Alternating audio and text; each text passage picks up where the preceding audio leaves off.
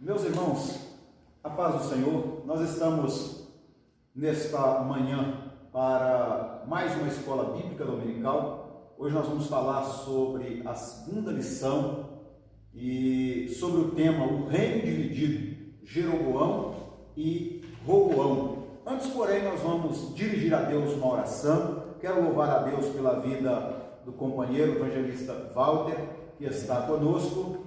E nós vamos orar ao Senhor e assim nós estaremos dando início à nossa aula que eu tenho aqui junto comigo, nosso companheiro irmão Walter. Nós vamos estar falando um pouco a respeito do nosso assunto. Vamos orar a Deus então na palavra do nosso evangelista Walter. A paz do Senhor a todos. Nessa manhã nós estamos muito felizes, né? Também meu companheiro, meu amigo, o Zaqueu, nós estávamos falando um pouco, né? Os irmãos estão entendendo um pouco dessa lição que é muito importante para nós. Vamos estar orando, né? Depois o Zaqueu já está começando nessa manhã. Senhor, nosso Deus, nosso Pai, nós te agradecemos ao Senhor, meu Pai, por essa oportunidade, nesta manhã, Senhor, para agradecer a Deus, nós estamos diante da sua presença, pela tua casa, meu Pai, pela tua igreja, para essa a qual transmissão o Senhor está cuidando, meu Pai. E nesse dia, meu Pai, que as pessoas estão, meu Pai, ouvindo e vendo, meu Pai, essa transmissão, que o Senhor venha cada dia mais, Senhor, meu Pai, colocar o entendimento no coração deles, que eles possam aprender a tua palavra, dar sabedoria, Senhor, a cada um de nós, para nós estar, meu Pai, tratando esse assunto, Senhor. É o que nós te pedimos, Pai, em nome de Jesus. Amém. Amém. Meus amados, então só para a gente refazer aqui, o tema que nós vamos estudar hoje, da lição de número 2, do nosso terceiro trimestre, é o reino dividido, Jeroboão e Roboão. Nós temos como texto-áureo, o texto-áureo nosso está registrado em Provérbios, capítulo de número 19, versículo de número 21, que nos diz assim: muitos propósitos há no coração do homem, mas o conselho do Senhor permanecerá. A verdade prática que nós temos está escrito assim: os maus conselhos levam o homem à ruína, mas o conselho amoroso tem o poder de nos livrar da morte. Antes da gente dar continuidade aqui, eu queria parar um pouquinho aqui só para a gente observar uma coisa aqui, que o nosso textual está chamando a nossa atenção e tem a expressão bíblica dizendo para nós assim: muitos propósitos há no coração do homem. O coração do homem, o nosso coração faz o propósito, mas o conselho do Senhor permanecerá. O que a gente aprende com isso aqui? Quando a gente aprende e observa isso aqui, nós vamos juntar o propósito do nosso coração com o conselho do Senhor, e isso vai se resultar para nós em buscarmos a direção de Deus. Vamos observar que todo homem, todo ser humano que busca a direção de Deus em tomada das suas decisões, ele é bem sucedido, ele é bem-aventurado, porque encaixa o propósito do seu coração com os conselhos do Senhor, tomando a direção que vem de Deus. Você tem o resultado positivo naquilo que você está pensando e projetando no seu coração. A verdade prática é algo que a gente precisa de guardar, irmão Walter. A gente precisa de guardar a verdade prática, porque a verdade prática está nos dando um conselho muito importante. Os maus conselhos levam o homem à ruína, mas o conselho amoroso tem o poder de nos livrar da morte. E o conselho amoroso, estávamos nós ouvindo, ou estava eu ouvindo um certo amigo, pastor, ministrando, falando sobre o assunto, e ele vem nos lembrar de que o conselho amoroso não quer somente dizer daquele conselho que vem para amassagear o nosso ego. ele vem com o objetivo também de confrontar as nossas decisões, os nossos pensamentos que nós estamos tendo e colocando em prática. Então esse conselho amoroso que a gente recebe, ele vem também para nos confrontar, não somente para nos levar a ter o nosso ego amassageado e dizer, está tudo bem, está tudo normal, pode ir aí, porque o seu pensamento é esse mesmo. Não, o conselho amoroso, ele nos leva também a ter o nosso pensamento, a nossa decisão confrontada também. E isso é muito interessante a gente de observar. A gente olha o conselho amoroso, vamos pegar um exemplo prático, o conselho de uma mãe, né, meu amigo? O conselho de uma mãe, a mãe ama o filho, ela vai dar conselho que às vezes vai confrontar o filho, mas ela quer o quê? O bem para o filho. E quero frisar aqui que os maus conselhos podem levar o homem à ruína e também o império, né? Um estado, uma cidade ou uma família, né? Então temos que tomar muito cuidado com qualquer conselho e sempre estar no propósito e nos pensamentos e nos conselhos de Deus.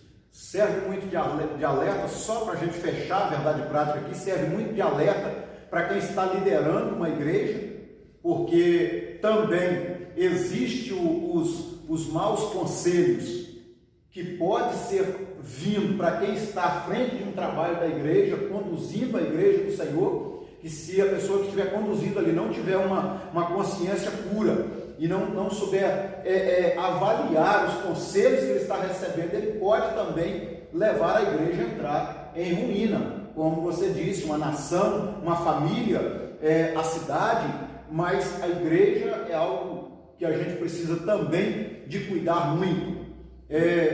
E que a gente possa observar muito isso aí, tá? E a nossa liderança que está nos ouvindo, está nos assistindo, que vai estar participando conosco também, que a gente possa estar bem alerta concernente a tantos conselhos que a gente recebe quando estamos pastoreando, tomando conta de uma congregação, de um campo, enfim, trabalhando na obra do Senhor. E falando para frisar nessa noite, né? Salomão, que era o mais sábio da terra naquela época, Salomão. E Salomão, ele tinha, né, os seus anciões que eram conselheiros dele, né? Até a pessoa mais sábia naquela época na terra, né? A palavra do Senhor diz que nunca houve um homem tão sábio igual Salomão. Ele tinha pessoas para ajudar, para aconselhar. Ou seja, só que nós temos que, como o nosso amigo falou, discernir quem dá conselho certo e quem dá conselho errado. Amém? Vamos continuar então, nós vamos ler a nossa leitura bíblica em classe. A leitura bíblica em classe está em 1 Reis, capítulo de número 12, versículo de número 1 ao versículo de número 10, depois o capítulo 13, ou versículos 13, versículos 14 e versículo 26 a 29 deste mesmo capítulo 12. Só para a gente observar, vamos ler essa leitura bíblica em classe, que é de muita importância para a gente. E foi Roboão para Siquém, porque todo Israel veio a Siquém para o fazerem rei. E sucedeu, pois, que, ouvindo o Jeroboão, filho de Nebate, estando ainda no Egito, porque fugira de diante do rei Salomão e habitava Jeroboão no Egito, enviaram e mandaram chamar, e Jeroboão e toda a congregação de Israel vieram e falaram a Roboão, dizendo: teu pai agravou o nosso jugo, agora, pois, alivia tu a dura servidão de teu pai e o seu pesado jugo que nos impôs, e nós te serviremos. E ele lhes disse: ide-vos até ao terceiro dia e voltai a mim. E o povo se foi. E teve o rei Roboão conselho com os anciãos que estavam na presença de Salomão, seu pai, quando este ainda vivia, dizendo: como aconselhais vós que se responda a este povo? E eles lhe falaram, dizendo: se hoje fores servo deste povo, o servires, e respondendo-lhe, lhes falarás boas palavras, todos os dias serão teus servos. Porém, ele deixou o conselho que os anciãos que tinham aconselhado e teve conselho com os jovens que haviam crescido com ele, que estavam diante dele. E disse-lhes: que aconselhais vós que respondamos a este povo, que me falou, dizendo: alivia o jugo que teu pai nos impôs? E os jovens que haviam crescido com ele lhes falaram, dizendo: assim falarás a este povo que te falou, dizendo: teu pai fez pesadíssimo o nosso jugo, mas tu o alivia de sobre nós. Assim lhe falarás: meu dedo mínimo é mais grosso do que os lombos de meu pai. E o rei, versículo 13, o rei respondeu ao povo duramente, porque deixara o conselho que os anciãos lhe haviam aconselhado, e lhe falou conforme o conselho dos jovens, dizendo: meu pai agravou o vosso jugo, porém eu ainda aumentarei o vosso jugo. Meu pai vos castigou com açoites, porém eu vos castigarei com escorpiões. E disse Jeroboão no seu coração: agora tornará o reino à casa de Davi, se este povo subir para fazer sacrifício na casa do Senhor em Jerusalém. O coração deste povo se tornará a seu povo, a Roboão, rei de Judá, e me matarão e tornarão a Roboão, rei de Judá. Pelo que o rei tomou o conselho e fez 2 bezerros de ouro, e lhes disse: muito trabalho vos será o subir a Jerusalém. Vês aqui teus deuses, ó Israel, que te fizeram subir da terra do Egito. E pôs um em Betel e colocou outro em Dan. Esta é a nossa leitura bíblica em classe. Antes da gente dar seguimento, eu gostaria só de lembrar uma coisa aqui, que aqui a gente já vai ver, após a morte de Salomão, Roboão, ele vai assumir. Observa que ele precisa de ir a Siquém, e foi Roboão para Siquém porque todo Israel veio a Siquém para lhe fazer rei. Era o momento dele assumir o reinado. Agora, algo muito interessante é que o povo estava debaixo de um jugo muito grande. Que o rei Salomão havia imposto sobre eles, e eles vêm pedir uma clemência ao rei Roboão, a Roboão. E quando eles vieram, disseram para Roboão a respeito do jugo que estava sobre eles, e pedindo para que ele pudesse aliviar esse jugo.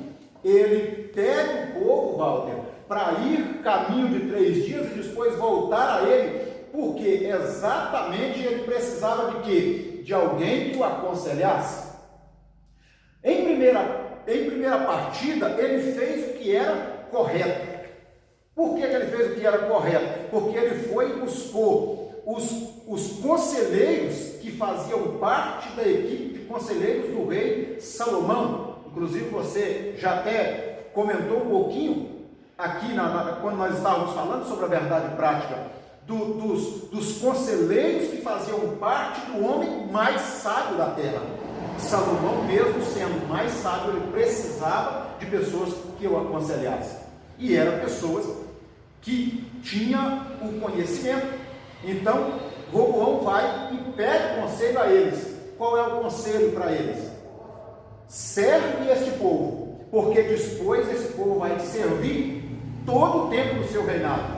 O que é isso? Eles têm uma visão ampla do que poderia estar acontecendo. Aí, aqui que entra uma das maiores dificuldades de Roboão. Roboão ouve o conselho dos anciãos, mas dispôs ele mesmo que virasse as costas para o conselho dos anciãos e volta para os jovens que cresceram com ele. Aí está o perigo.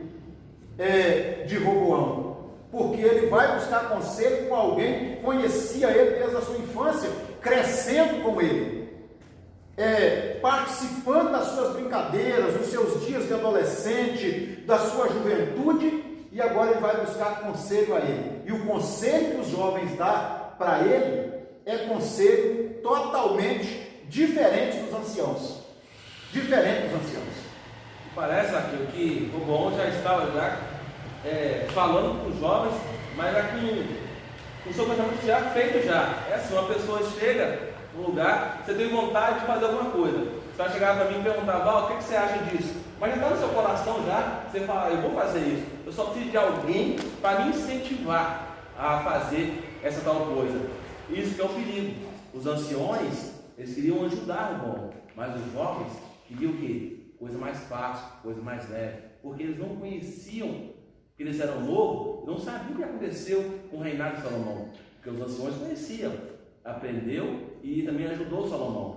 E agora ele vai lá e pede conselho aos jovens, o jovem dá o conselho que ele quer e acontece o quê? O reinado de Israel é dividido agora. Verdade. Isso é difícil.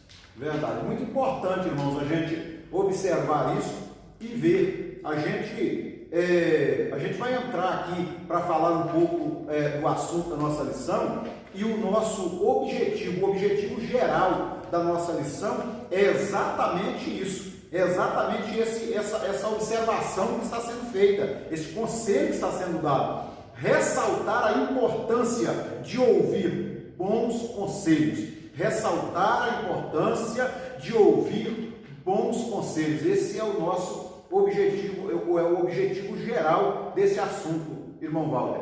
É ressaltar a importância de ouvir bons conselhos, valorizar, buscar bons conselhos. O que você falou, bons conselhos. Bons conselhos não é só massagear seu ego, levantar sua situação, não. Achar que você é o melhor. Bons conselhos é para te ensinar, para te mostrar o que você deve fazer de certo, porque os bons conselhos ajudam você para a vida toda e vai te ensinar lá na frente. As pessoas às vezes não querem ouvir os bons conselhos, querem ouvir o quê? As coisas que agradam o seu coração. Amém? Amém.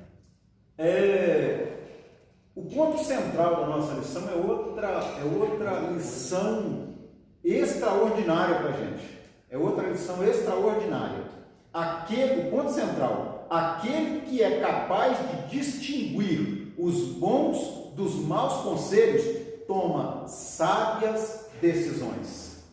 Olha que importante, olha que importância, que coisa especial para a gente. Se a pessoa pegar isso aqui, né, meu amigo, já está de bom tamanho já, né? Talvez poderíamos encerrar a nossa aula aqui. E você que está nos assistindo, se você não tiver essa lição aí na sua casa, você escrever isso aí em um papel, isso é lição para a nossa vida inteira. Aquele que é capaz de distinguir os bons dos maus conselhos toma sábias decisões. Nos faz até a gente observar e até voltar um pouquinho aqui no nosso textual. Muitos propósitos há no coração do homem, mas o conselho do Senhor permanecerá. Saiba distinguir entre os bons e os maus conselhos, para que as suas decisões, ou para que na hora de tomarmos as nossas decisões, nós tomamos decisões sábias, para que o nome do Senhor seja glorificado na nossa vida e a gente seja bem sucedido, seja na área espiritual, seja nas escolhas seculares da nossa vida. Nós precisamos de tomar sábias decisões. Vamos passar então para o nosso comentário, né, que é a introdução do nosso assunto, e eu fiz questão de dar uma só para a gente observar aqui, irmão Walter, um ponto aqui do nosso comentário. O comentarista coloca o seguinte: a fatídica história de insensatez desse rei nos mostrará as consequências de uma má decisão. a escolha dele, a opção dele em optar pelo mau conselho, não saber distinguir do bom conselho e do mal, e optar pelo mau conselho, que aparentemente para ele no momento era o bom conselho, não soube observar quem tinha experiência dando esse conselho e buscou essa segunda opção, levou o reinado a entrar em uma situação de escassez, tanto espiritual quanto moral, e tantas outras situações que entrou ao ponto da gente vai falar, estamos falando sobre o reino de Israel sendo dividido por causa de uma má decisão, de uma má escolha que foi tomada. E interessante, meu amigo, que isso aí não foi só, essa má decisão que ele tomou, não foi só afetando Israel naquele tempo, né? Em 931 a.C., afetou por muitas gerações. O mau conselho ouvido e feito não vai afetar só a vida de você aqui hoje, mas ela pode afetar a sua vida por resto da vida. Por isso que o meu amigo Zaqueu aqui, ele frisou o ponto central, né? Aquele que é capaz de discernir os bons conselhos dos maus, toma sábias decisões. Amém, amém. E assim, só para a gente fechar isso aqui, a gente sabe que se a gente for acompanhar a história de Israel e com tomadas de decisões como essa, talvez a nação de Israel, talvez Israel tenha consequências dessas más escolhas até no momento presente, trazendo talvez dúvida no coração de alguém, trazendo dificuldade em aceitar como por exemplo a vinda do Senhor Jesus Cristo, que há 2.000 anos atrás, mais de 2.000 anos atrás, ele veio, e ele veio para os que eram seus, ele veio para Israel, mas eles não o receberam, porque eles esperavam diferente. Então pode ser algum tipo de consequência causada por causa de más escolhas que levou também a eles ter essa dificuldade. É só uma colocação que a gente está fazendo, mas é para a gente observar, porque tanto o bom conselho, ele te traz resultados positivos para anos e anos pela frente. O mau conselho que você opta em pegar ele te traz consequências trágicas para muitos e muitos anos também. Para lembrar que agora é o conselho que Sara deu para Abraão, né? Para, como ela não podia ter filho, deitar-se com sua serva Agar. Até hoje, esse conselho efetivado causa problema em Israel. Por causa de um mau conselho e ouvido, causa problema até hoje, não só para Israel, mas para o mundo, né? Verdade. Vamos então entrar no nosso primeiro ponto, as principais causas da cisão. A carga pesada de Salomão é o primeiro pontozinho aí, o primeiro parágrafo que nós temos. E eu frisei aqui embaixo, Walter, bem embaixo, eu frisei dizendo o seguinte: além disso, com o objetivo de colocar em prática os projetos do rei, havia a obrigação do uso de mão de obra de trabalhadores de quase todas as tribos. A gente está falando sobre a carga pesada que Salomão impôs sobre o povo naquela época por causa do crescimento do seu império, do seu reinado. Ele impôs cargas grandiosíssimas sobre o povo, aonde não só ofertas, não só as suas doações, mas o próprio empenho do povo na mão de obra, o próprio trabalho das pessoas ali em construir cidades, fortalezas, reinos, casas, cidades, enfim, o povo estava vivendo debaixo de uma situação muito pesada. Ele fazia até, para crescer a sua glória, crescer o seu reino, fazia até alianças externas, né, feito por Salomão, para crescer mais. E o que ele usava? O povo dele, né? O povo que estava lá, e como você falou, sofria, ou seja, a carga pesada, trabalhando pesado, impostos pesados, para crescer, né, o seu reinado.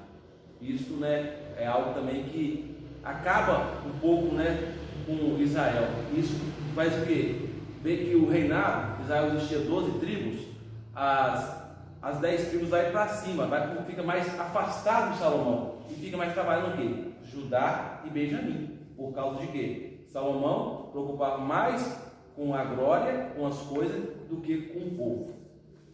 É um perigo, né?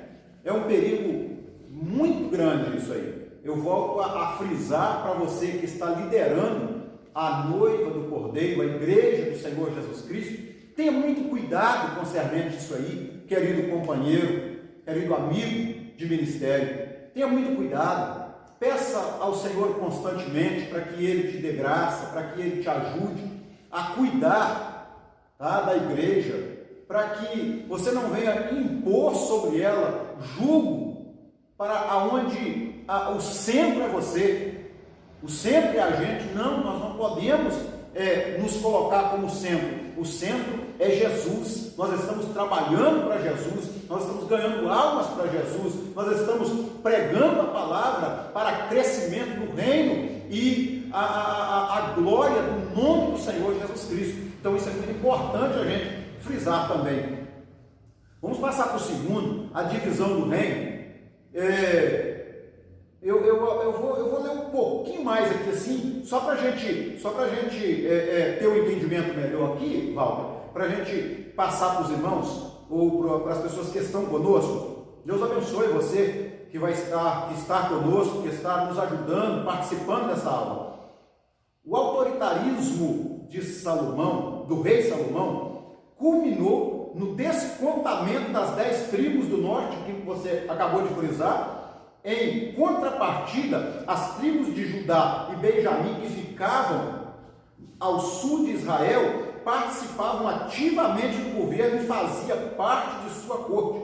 Quando Salomão morreu em 931 a.C., seu filho Roboão foi questionado pelos líderes de Israel sobre o comando de Jeroboão, sobre o aperto vivido por eles. O povo pediu para que Roboão diminuísse sua carga de trabalho. Mas ao contrário, olha para vocês verem uma coisa, mas ao contrário, seguindo o conselho dos jovens e não dos anciãos, Roboão tornou o fardo ainda mais pesado para os trabalhadores.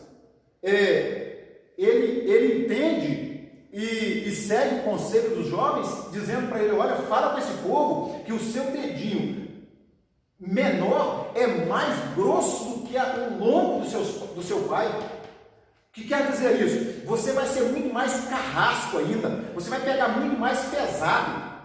Agora que vai apertar a situação. E isso não era o projeto de Deus para a nação.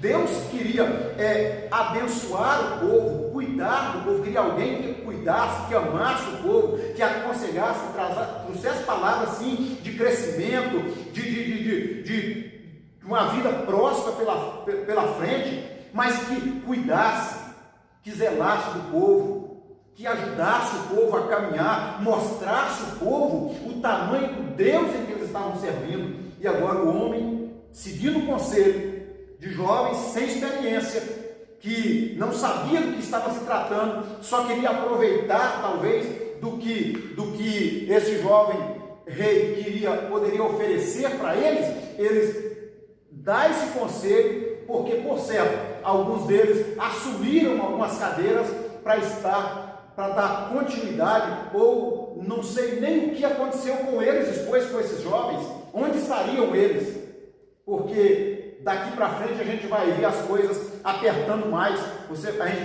vai observar que Jeroboão, após receber o convite, porque quando Roboão ele vai assumir o reinado, o povo manda avisar Jeroboão, dizendo: olha, vem para cá, porque o Roboão vai assumir aqui, vem para cá de novo. Interessante, Zaqueu, que Jeroboão, ele já teve um capítulo atrás com o rei Salomão, né? Ele fugiu para o Egito, já era um descontentado, por isso, já não estava conformando. Ou seja, a pessoa que, uma coisa interessante que eu vejo aqui, essa tribo do norte, ela está revoltada com o que Roboão faz, mas ele já pega uma pessoa rebelde, uma pessoa já que já foi contra o reinado de Israel. Eles vai o quê? Vai em encontro dele. E o que acontece?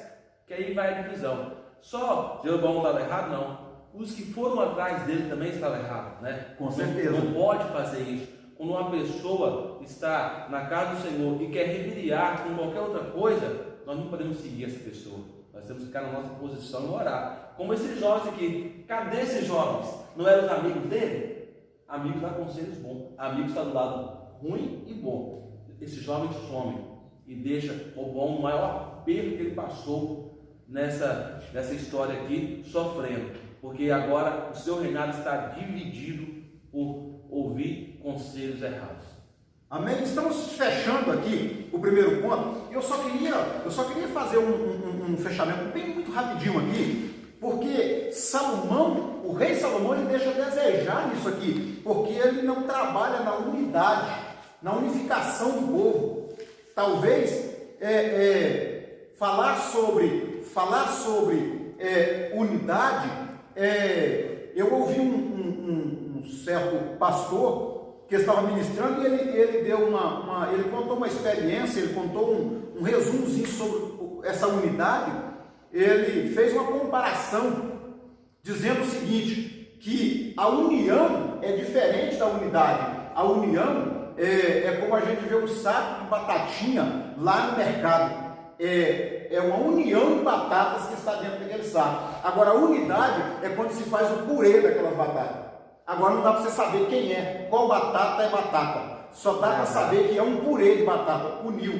É unidade. Deixou a desejar. Porque se estivesse havendo unidade entre o povo, acredito que não haveria espaço para divisão. Porque os anciãos teriam que ser servos. Porque não geraria descontentamento. Estavam todos na mesma mente, estavam todos no mesmo pensamento, todo no mesmo barco, né? Não teria tanta dificuldade. Passando para o nosso segundo ponto, os erros de Roboão.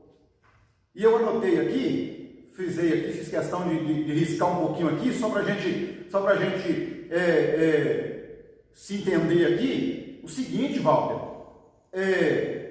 O segundo ponto é os erros de Roboão. O primeiro parágrafo aí é o seguinte: a repetição dos erros de Salomão. Olha para você ver uma coisa.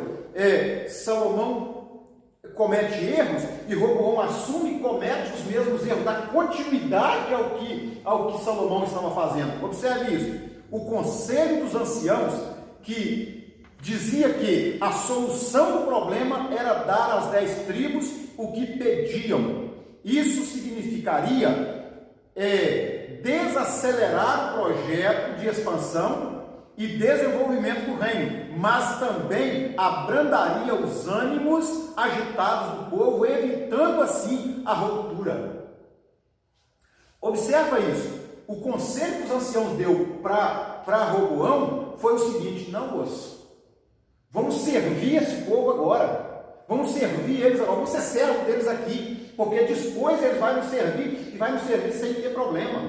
Nós vamos trazer eles para o nosso lado novamente. É tipo assim, nós vamos atrasar um pouquinho os projetos que Salomão já estava executando. Vamos atrasar um pouquinho o desenvolvimento das construções de cidades, de plantios de campos, mas depois isso vai voltar a acelerar novamente, porque eles vão estar todo mundo do nosso lado. Pelo contrário, Roboão não quis assumir esse conselho dos anciãos. E vamos ver o segundo parágrafo aí, irmão Walter. O mau conselho dos amigos de Roboão. E uma coisa interessante para aqui, Zaqueu, que no reinado do norte teve 20 reis. No reinado do sul teve 19 reis. No reinado do sul teve reis bons e reis maus.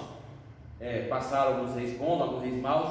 Mas no reinado do norte, os 20 reis foram todos reinos, todos eles. O que levou, com essa divisão, o reinado do sul foi cativo. Quem pegou eles? A Babilônia. Eles ficaram cativos. E o reinado do norte foi a Síria. Os sírios, levaram para cativo. O interessante, nós vemos aqui também que os cativos do sul, a Babilônia trouxe eles de volta, né? levaram, trouxe para casa. Mas do norte, quando os sírios pegaram eles não retornaram para sua casa, eles ficaram lá. Então, olha para você ver, Israel teve que passar por tantos cativeiros por causa de conselhos maus, conselhos que não levam a lugar nenhum e levam a ter o homem permissão e, como o Zaqueu falou, a igreja, o reinado, né, o país.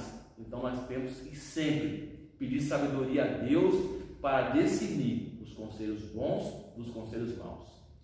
Amém? Os maus conselhos amigos de Roboão. Ao seguir os conselhos dos jovens, Roboão assinou sua própria sentença. Isso aqui que eu quero frisar. Ao deixar de ouvir, de seguir o conselho dos anciãos e ouvir o conselho dos jovens, Roboão assina a sua própria sentença. Sentença de perca, sentença de prejuízo, sentença de divisão.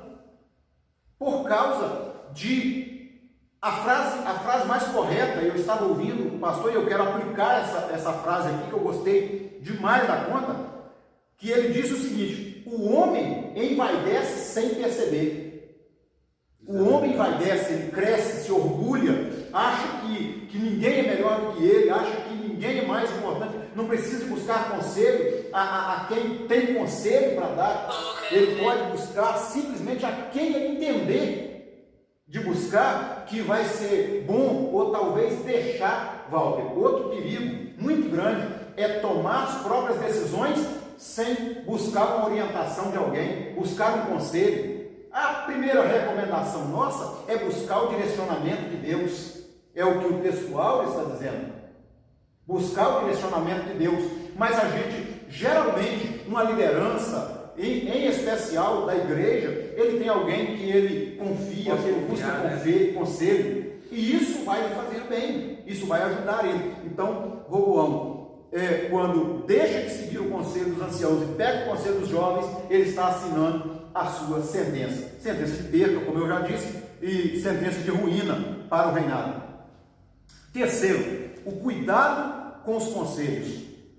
Quando o orgulho se torna o centro das nossas vidas, ficamos à mercê de nós mesmos e não conseguimos discernir entre o bem e o mal. Isso explica tudo. O orgulho, né, mata, né? Isso explica a pessoa não vai, ela acha que tudo está bom. O orgulho, a gente precisa de assinalar isso aqui, que o orgulho ele leva à destruição da pessoa, tanto no ambiente espiritual, que é a igreja, quanto no ambiente familiar, no ambiente de sociedade, da empresa onde trabalha. O orgulho leva a pessoa a não crescer, a diminuir, a acabar, perder a confiança, perder amigos, perder pessoas próximas, enfim, o orgulho leva a pessoa à ruína. O orgulho é tão complicado, Zaqueu, tão difícil, que a pessoa sabe como fazer, tem como fazer, só que o orgulho é tão na vida dela, a vaidade chegou tão na vida dela, que ela não tem coragem de fazer aquilo. Por causa de quê? O orgulho. Ou seja, a vez Roboão podia até conseguir arrumar as coisas, tentar, mas por causa do orgulho, porque a palavra dele tem que ser a última. A palavra dele não vai voltar atrás, não, eu falei, ponto final, não mudo mais. Isso nós temos que ver na nossa vida. Nós não podemos ser assim. Às vezes nós falamos coisas que nós temos que voltar atrás, humilhar, consertar, que assim a nossa vida assim vai dar certo.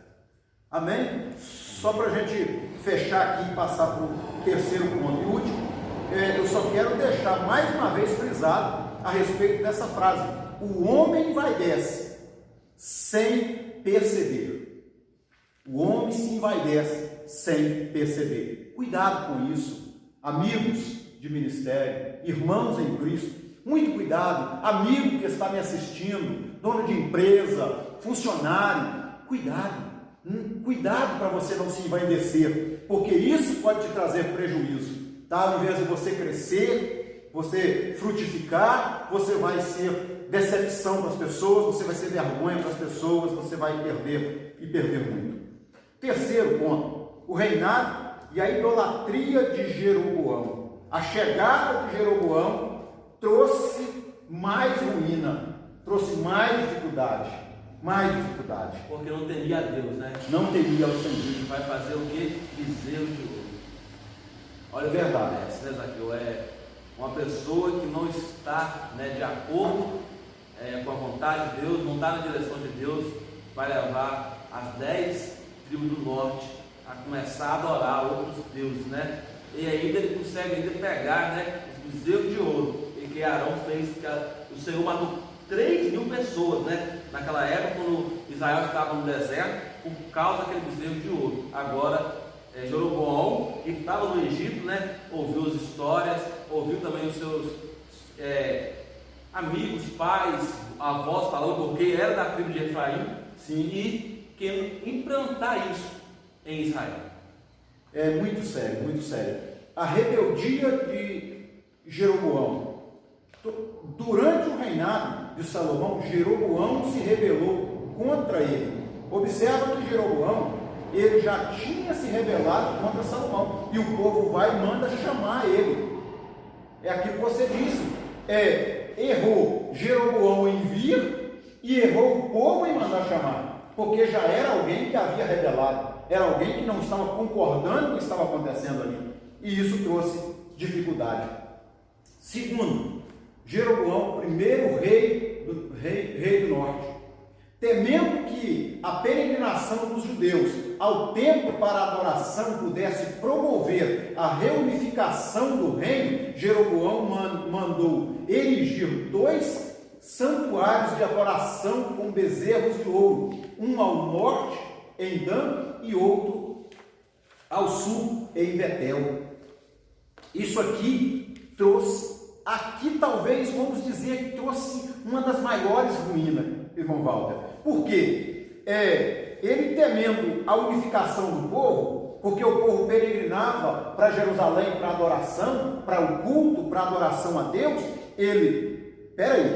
vou cercar esse povo, vou criar uma situação aqui para esse povo ficar aqui, e vou apresentar para ele. O que ele apresenta? Ele apresenta 2 bezerros de ouro, dizendo: está aqui os deuses que tiraram vocês da terra do Egito. Pode ficar aqui, pode adorar ele. É tipo um fogo estranho, né? Nem tudo que as pessoas vão falar com você, que está nos ouvindo nessa manhã, vai acreditar que isso é coisa certa, né? Ou seja, porque em ano eles iam lá em Jerusalém, né? Isso. Adorar o Senhor, porque o Senhor queria isso. Então eles vão, como o Senhor falou, vai cercar o povo. Cercar com o quê? Com coisas que não agradam ao Senhor. Verdade. Só para concluir esse parágrafo, a fim de evitar que o povo fosse a Jerusalém, a atitude idólatra de Jeroboão resultou no castigo divino sobre ele e sua família. Ele teve perca dele e da sua própria família.